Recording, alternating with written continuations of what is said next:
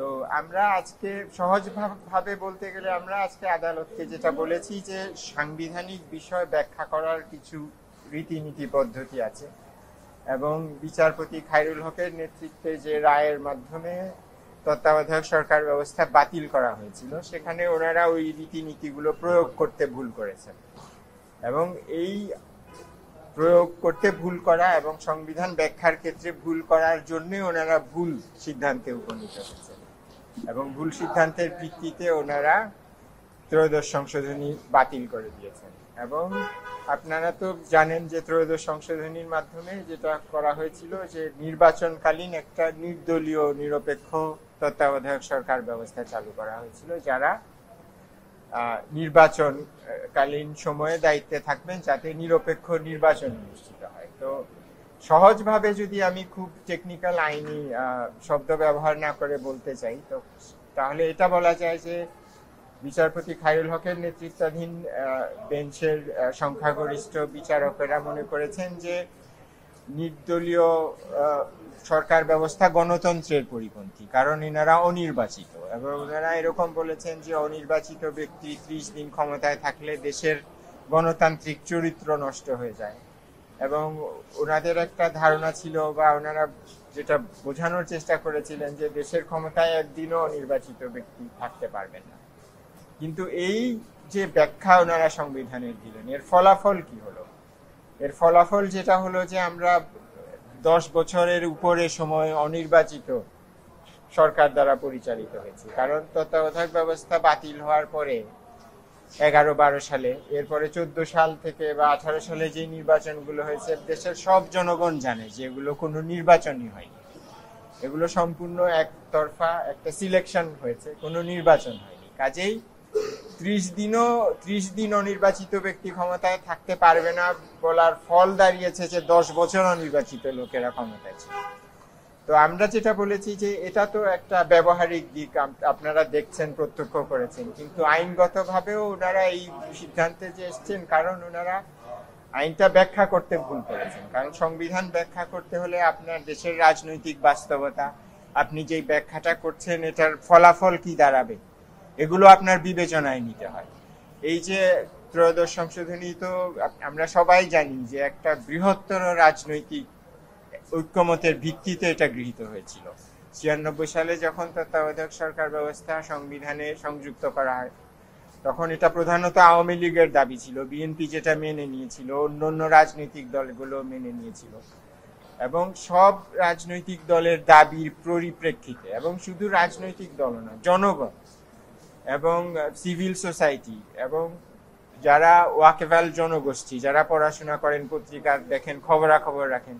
সবারই দাবি ছিল যে নিরপেক্ষ একটা নির্বাচন ব্যবস্থা বাংলাদেশে চালু করতে হবে তো এই যে তত্ত্বাবধায়ক ব্যবস্থা চালু করার যে ইতিহাস সেটাও কিন্তু আপনি সংবিধান ব্যাখ্যার ক্ষেত্রে একটা প্রয়োজনীয় উপাদান কিন্তু বিচারপতি খায়রুল হকের নেতৃত্বে যেই বেঞ্চ এটাকে অসাংবিধানিক ঘোষণা করে তারা এইগুলো বিবেচনায় আনেন নাই যেটা কিভাবে আসলো এবং এটা বাতিল করার ফলাফল কি দাঁড়াবে কোনো কিছুই ওনারা বিবেচনা না করে ওনারা শুধুমাত্র ওনাদের একটা খুবই বায়বীয় একটা সাংবিধানিক ধারণা ভিত্তিতে ওনারা এটাকে বাতিল করে দিয়েছেন এবং এটা বাতিল করার জন্য ওনারা অনেক বিস্তর বিভিন্ন বই টই থেকে অনেক উদ্ধৃতি দিয়েছেন যেগুলো সরাসরিভাবে আমার এই প্রশ্নের উত্তর কিন্তু দেয় না হ্যাঁ অনেক ধরনের থিওরিটিক্যাল আইডিওলজিক্যাল বই টই আছে ওগুলো আপনার ভালো জিনিস ওগুলো দিয়ে ফাউন্ডেশন তৈরি হয়েছে ডেমোক্রেসি কিন্তু আমাদের দেশের যে সুনির্দিষ্ট সমস্যা একটা নিরপেক্ষ নির্বাচন অনুষ্ঠান করার ওই যে সমস্ত জিনিসের উদ্ধৃতি দিয়ে ওনারা এই সিদ্ধান্ত নিয়েছেন সেই সমস্ত বিষয় এগুলোর ব্যাপারে কোনো সমাধান আপনাকে দেয় না এবং ওনারা সম্পূর্ণ অপ্রয়োজনীয়ভাবে প্রায় 750 পৃষ্ঠার একটা রায় লিখেছেন হ্যাঁ এবং এটা তো আমি মনে করি খুবই একটা অপচয় হয়েছে আদালতের সময় অপচয় হয়েছে এবং এটা পরিবেশের জন্য ভালো হয়নি এখন আমাদের অ্যাপিল করতে হলে 750 পাতা করে 10টা পেপার বুক তৈরি করতে হচ্ছে কাজে এই জাজমেন্টটা আইনগতভাবে দুর্বল এটার কাঠামোগতভাবে দুর্বল এবং এটা আমি একবার এক জায়গায় বলেছিলাম যে ত্রয়োদশ সংশোধনী রায় হচ্ছে একটা রায় কিভাবে না লিখতে হয় তার একটা প্রকৃষ্ট উদাহরণ এবং এটার শুনানি আজকে শুরু হয়েছে। আমরা আমাদের অনেকগুলো বক্তব্য পেশ করেছি আজকে, এবং আমরা আশা করছি হয়তো কালকে আমাদের পক্ষের শুনানি আমরা শেষ করতে পারবো। তারপরে আরো অন্য পক্ষ আছে, তারা বলবে। ডক্ট্রিন অফ বেসিক স্ট্রাকচারের কথা বলছি।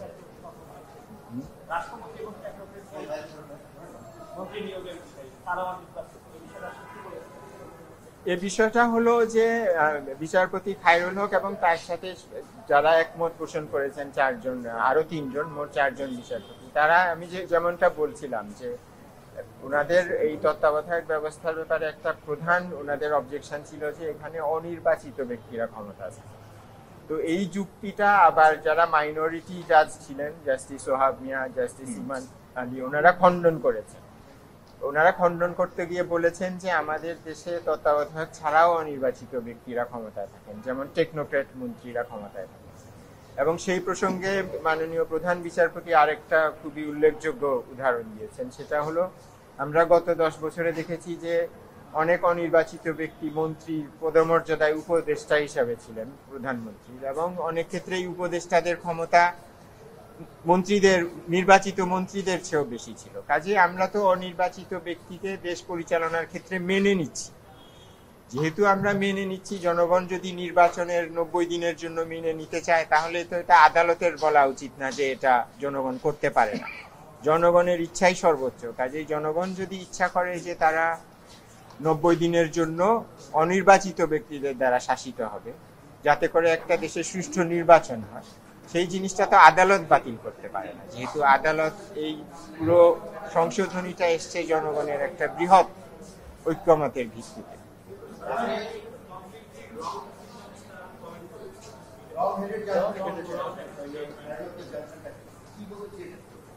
এটা বলতে চেয়েছি যে ওনারা সব ক্ষেত্রে ভুল করেছেন এই জাজমেন্ট করতে। ওনারা সংবিধান আইন ব্যাখ্যা করার নিয়ম নীতি প্রয়োগ করতে ভুল করেছেন। ওনারা দেশের বাস্তবতা বিবেচনায় নেননি। ওনাদের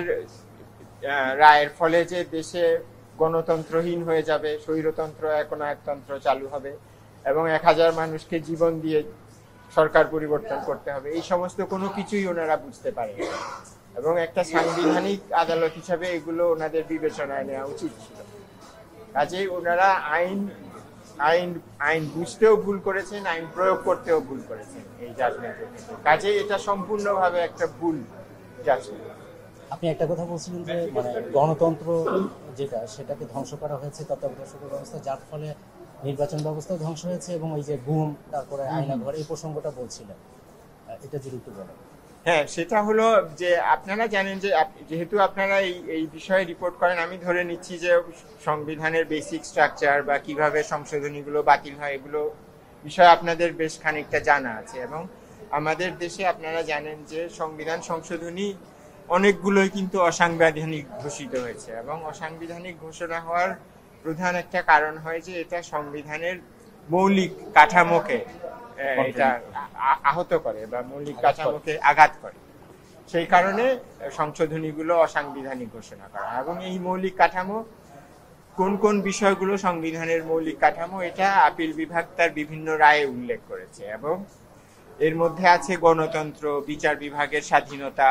জনগণের সার্বভৌমত্ব, মৌলিক অধিকার, এগুলো এবং আরো কিছু, এগুলো সবকিছুকে সংবিধানের মৌলিক বিষয় বলা হয়। এবং আমি যেটা বলতে চেয়েছি যে দেশে যদি গণতন্ত্র না থাকে, তাহলে আপনার মানুষের মানবাধিকারও রক্ষিত হবে না।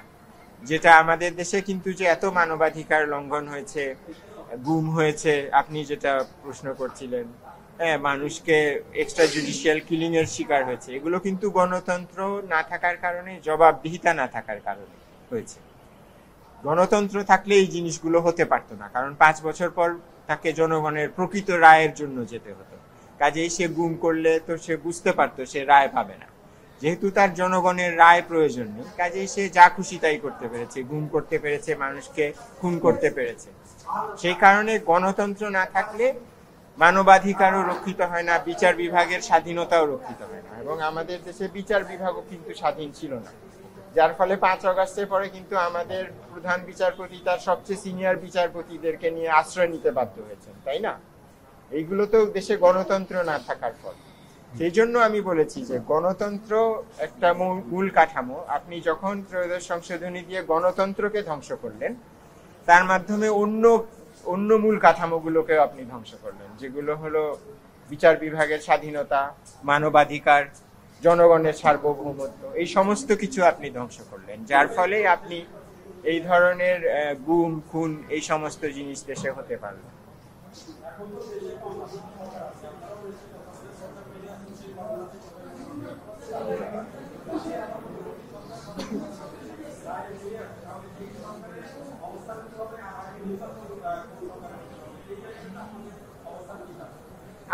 আমি তো মনে করি হয়তো এই বিষয়ে আমরা আদালতে সাবমিশন রাখবো যে এটা কি হবে। তবে আমার মতামত হচ্ছে, এবং এই মতামত আমি আমার ধারণা আগেও বলেছি, পঞ্চদশ সংশোধনী মামলার সময়ও বলেছিলাম, যে এখন এই রায়ের মাধ্যমে যদি তত্ত্বাবধায়ক ফিরে আসে, আমার ধারণা, আমার মতামত, আইনগত মতামত হচ্ছে এটা এই যে এখন যে নির্বাচন হবে তার পরের নির্বাচনের ক্ষেত্রে কার্যকর হবে। কারণ তত্ত্বাবধায়ক সরকার ব্যবস্থা যেটা আছে, যে সংসদ ভেঙে দেওয়ার একটা নির্দিষ্ট দিনের মধ্যে এটা গঠিত হয়, কাজেই আমরা সংবিধানের ওই যে ফর্মুলা, তার মধ্যে এই তত্ত্বাবধায়ক ব্যবস্থাকে ফেলা হবে। কাজেই এখনকার যে আমাদের সাংবিধানিক অবস্থা, এটা একটা ভিন্ন সাংবিধানিক অবস্থা, এবং এই অবস্থায় আমার মত হচ্ছে, এবং আমি এটাই কোর্টকে সাবমিশন করব, যে তত্ত্বাবধায়ক ব্যবস্থা ফিরে আসলেও আগামী নির্বাচন বর্তমান অন্তর্বর্তীকালীন সরকার করবে, এবং রায়ের মাধ্যমে যে তত্ত্বাবধায়ক সরকার ফিরে আসবে তারা এর পরবর্তী নির্বাচন করবে।